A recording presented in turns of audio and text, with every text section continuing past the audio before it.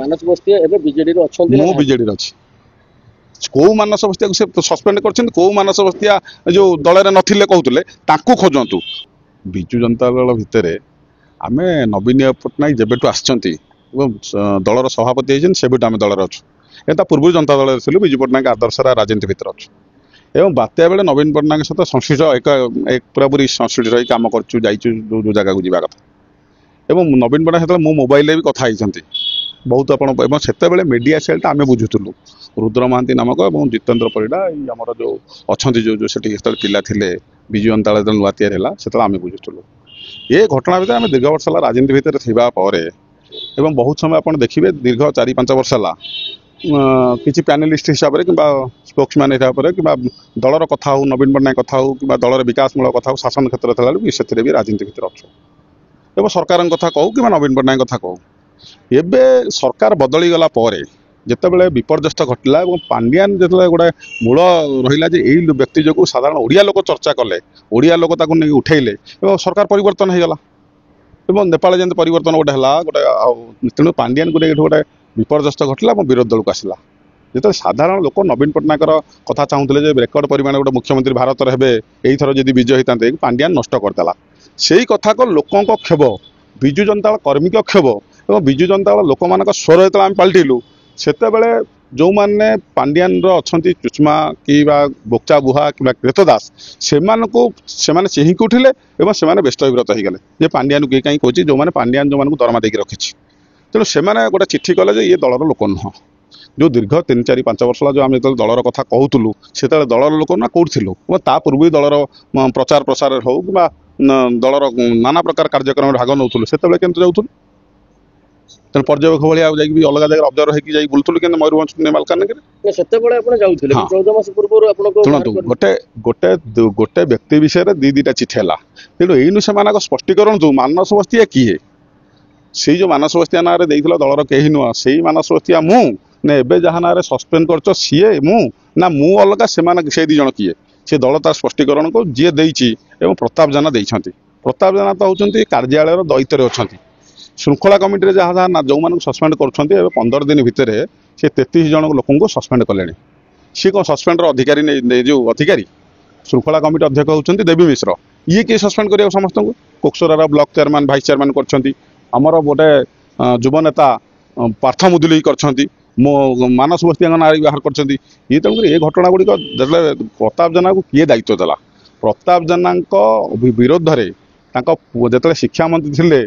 सेते बेले से देखिए गोटे मार्क जालियाती पुअर करते जद्वारा नवीन पट्टनायक मंत्रिमंडल बाहर कर देते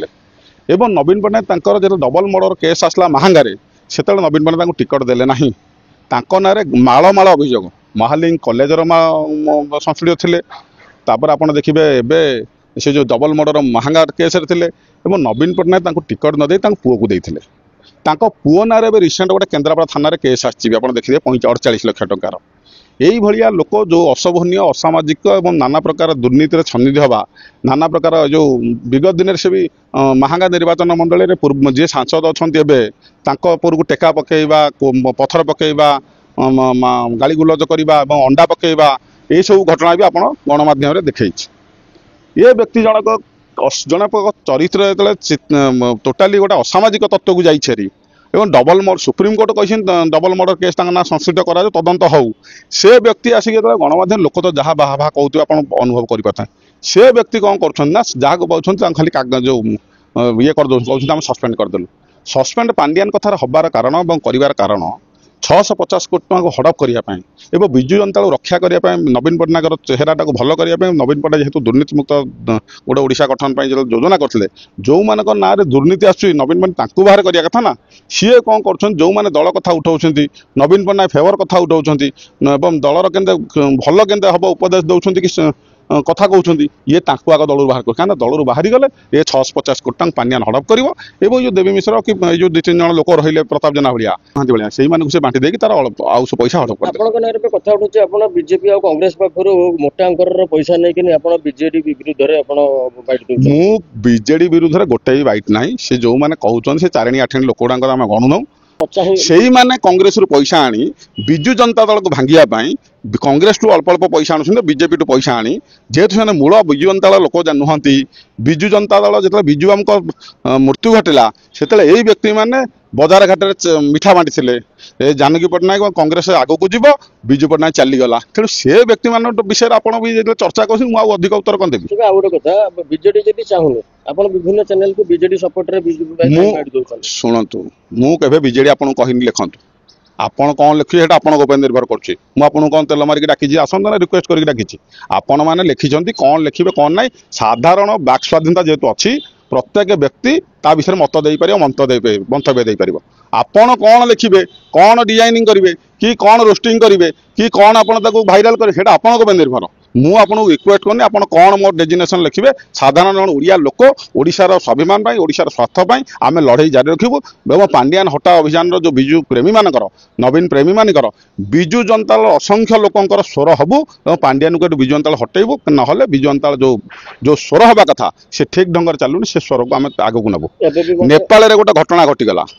କୋଉଠି ନେପାଳରେ କାହାକୁ ଏକାଠି ସଂଗଠିତ କରାଯାଇଥିଲା, ସେ ଯୋଉ ବିଦ୍ରୋହ ଯୋଉ ରୂପ ନେଲା, ଏଇନୁ ବିଜୁ ଜନତା ଦଳ ପାଣ୍ଡିଆନକୁ ନେଇକି ଘୂର୍ଣ୍ଣିଝଡ଼ ସୃଷ୍ଟି ହେଇସାରିଛି। ପୁଞ୍ଜୀଭୂତ ଅସନ୍ତୋଷ ନିଶ୍ଚିନ୍ତ ଭାବରେ ମହାବାତ୍ୟାର ରୂପ ନେବ। କେତେବେଳେ ନେବ, କଣ ହବ, କେତେବେଳେ ହବ ଆମେ ତାହା କହିପାରିବୁନି। ଠିକଣା ସମୟରେ ଠିକଣା ଯୋଉ ବିଜୁ ଜନତା ଦଳର ବିଜୁ ପ୍ରେମୀ ଲୋକମାନେ ଅଛନ୍ତି, ନବୀନ ପ୍ରେମୀ ଲୋକମାନେ ଅଛନ୍ତି, ଏବଂ ନବୀନ ପଟ୍ଟନାୟକ ଭଲ ପାଉଥିବା, ଶଙ୍ଖ ଚିହ୍ନକୁ ଭଲ ପାଉଥିବା ମୂଳ ବିଜୁ ଜନତା ଦଳ ଲୋକମାନେ ଏବଂ ଜଣେ ଓଡ଼ିଆ ଅସ୍ମିତା କଥା ସ୍ୱାଭିମାନ କହୁଥିବା ଲୋକମାନେ କଣ କରିବେ, ଇଏ ନିଶ୍ଚିତ ମହାବାତ୍ୟାର ରୂପ ନେବ। ଚିଠି ଦିଟି ଆସି ସାରିଲା ପରେ ଏବେ ବି ଆପଣଙ୍କର ବିଜୁ ପଟ୍ଟନାୟକ ପ୍ରତି, ନବୀନ ପଟ୍ଟନାୟକ ପ୍ରତି ସେଇ ଭକ୍ତି ଅଛି ନା କଣ? ଶୁଣନ୍ତୁ, ଆମେ ମୂଳ ଜନତା ଦଳ ଭିତରେ ଯେହେତୁ ଆସିଛୁ, ବିଜୁ ପଟ୍ଟନାୟକ ସହିତ ଦଳ ରାଜନୀତି ଭିତରେ ଛାତ୍ର ରାଜନୀତି ଅଛି, ପଞ୍ଚାୟତ ରାଜନୀତି ଭିତରେ ଆସିଛୁ ଏବଂ